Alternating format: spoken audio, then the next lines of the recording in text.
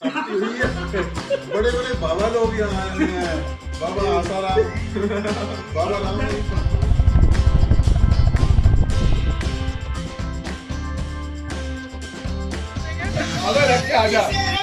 Hello guys, welcome back to another fresh new episode of Ranikhet series. I hope you guys are doing absolutely fine and safe.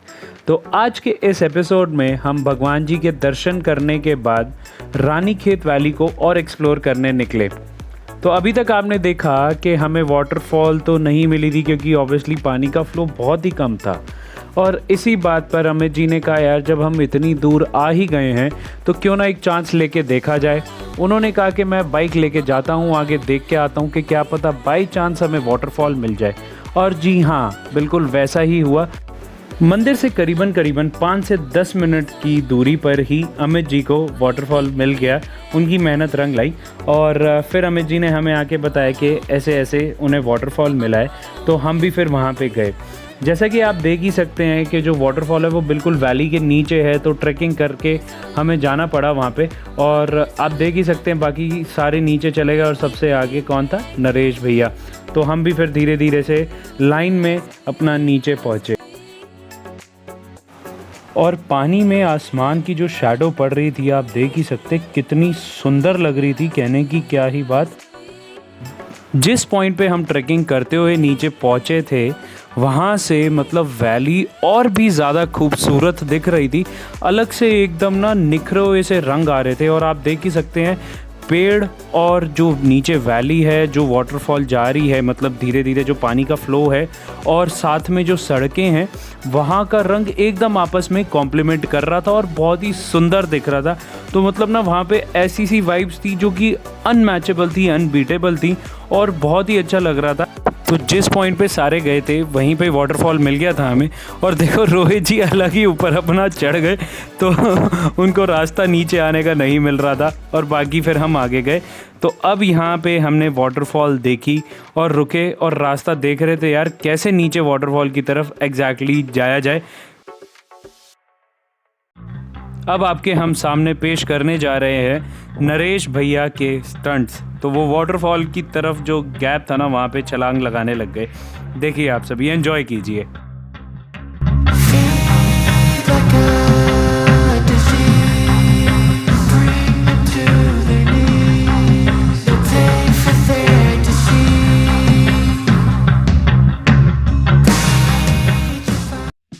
पानी actual में बहुत ही ठंडा था वहाँ का, और सबने फिर सोचा कि यार बारी बारी से हम वाटरफॉल का आनंद लेते हैं, वहाँ पे बैठते हैं, आराम से नहाते हैं। तो ये जो बेसिकली पानी आ रहा था ना, वो आपने पीछे से जो देखा ही होगा, मंदिर की तरफ से जो पानी आ रहा था वो धीरे धीरे आ रहा था। तो आगे एक फॉल सी थी बनी हुई, वहाँ पे ये एकदम से आके तेज़ हो जा रहा था पानी, तो इसका झरना फॉर्म हो गया था।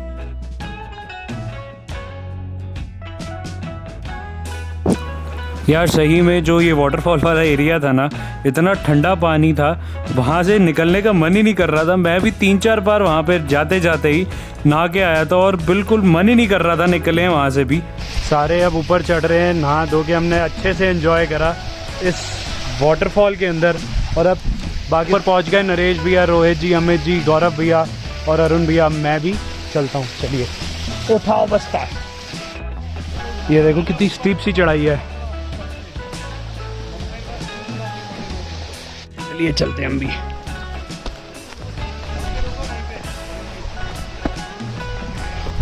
देख देख के चलो चलो चलो।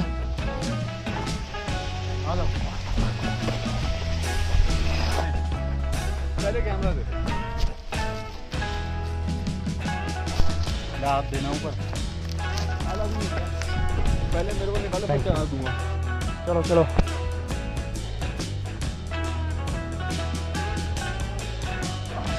वाह भाई वाह। ऊपर आके बाद में असल में पता चला कि वैली असल में बहुत ही ज़्यादा गहरी थी। तो हम झरने में एंजॉय करने के बाद आगे वापस निकले क्योंकि भूख लग रही थी, खाली पेट सारे ही थे। तो हमने कहा यार अब चलते हैं, लंच करते हैं, क्योंकि टाइम भी हो रहा था करीबन 2 सवा 2 हो चुके थे ऑलरेडी। तो ये लंच टाइम ही था। तो फिर हम वापस से निकले वहाँ से।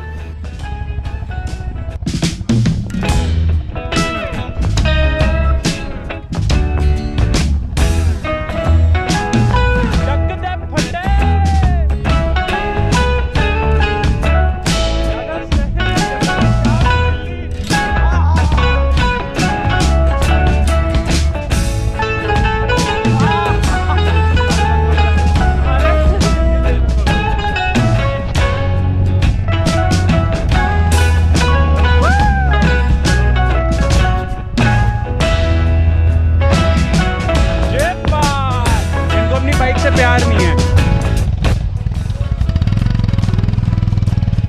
तो रास्ते में जाते हुए इस अनएक्सप्लोर्ड सी वैली में ये अनएक्सप्लोर्ड सी जगह हमें और मिल गई थी ऑफ रोडिंग करने के लिए। तो जैसे नरेश भैया ने अभी ऑफ रोडिंग करके बाइक अपनी ऊपर चढ़ाई थी, वैसे ही गौरव भैया ने भी सोचा कि मैं भी ऑफ रोडिंग करते हुए बाइक को अपनी ऊपर चढ़ाऊँगा।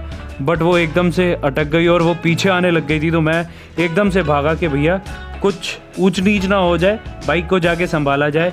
तो फिर मैं पीछे से गया तो वहाँ पे बाइक को जाके स्टेबल करा, क्योंकि ना एकदम से स्टीप सी उल्टी ढलान थी।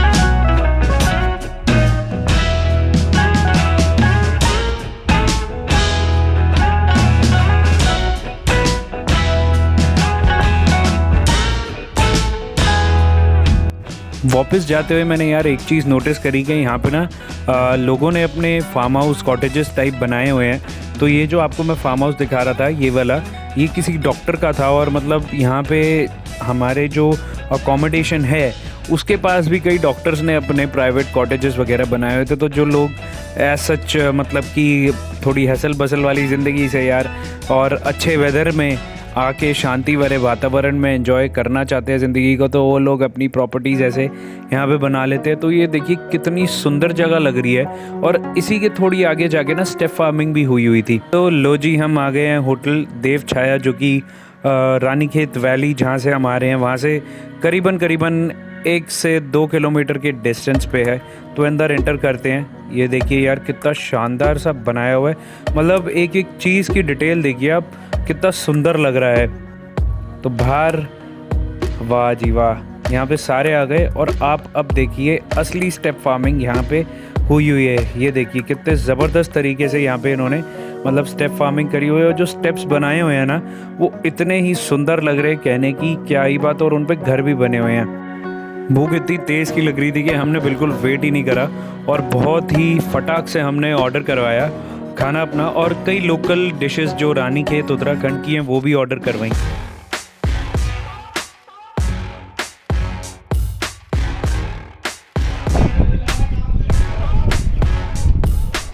सो गाइस, कुछ ऐसा सा एम्बियंस था यहाँ का। हम सब ने अब खाना वाना खा लिया है, तो चलिए चलते हैं अब अपने विला की ओर। सारे बाइक पे बैठ गए, मैं भी जाता हूँ। मिलते हैं आपसे विला में। चल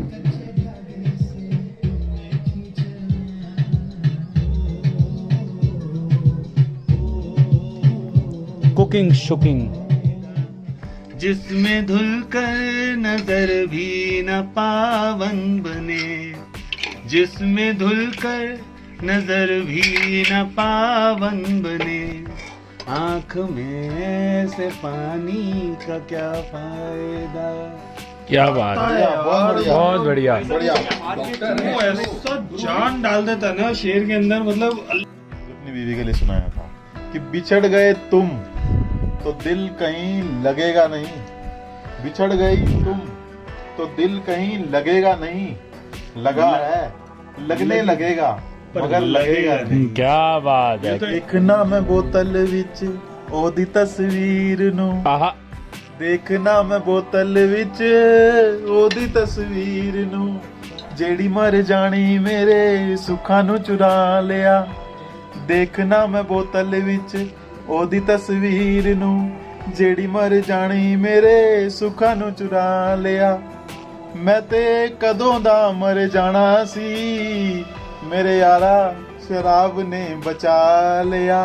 दिल प्यासा मैं पी गया सारी बोतल, दिल प्यासा ਮੈਂ ਪੀ ਗਿਆ ਸਾਰੀ ਬੋਤਲ, ਹੁਣ ਪਰੇਸ਼ਾਨ ਆ ਬੋਤਲਾਂ ਨਿਚੋੜਾਂ ਕਿਵੇਂ। ਆਹਾ ਮੈਂ ਜਿੰਨੀ ਮਰਜ਼ੀ ਪੀ ਲਾਂ ਮੈਨੂੰ ਚੜਦੀ ਨਹੀਂ, ਮੈਂ ਜਿੰਨੀ ਮਰਜ਼ੀ ਪੀ ਲਾਂ ਮੈਨੂੰ ਚੜਦੀ ਨਹੀਂ, ਮੈਂ ਆਪ ਸ਼ਰਾਬ ਨੂੰ ਚੜ ਜਾਣਾ। ਵਾਹ ਜੀ ਵਾਹ। ਜਦੋਂ ਵੀ ਮੇਰੀ ਘਰ ਵਾਲੀ ਮੈਨੂੰ ਕੁੱਟਣ ਆਂਦੀ ਮੈਂ ਬੋਤਲ ਦੇ ਵਿੱਚ ਵੜ ਜਾਂਦਾ। ਕੀ ਬਾਤ ਹੈ ਜੀ, ਬਹੁਤ ਵਧੀਆ।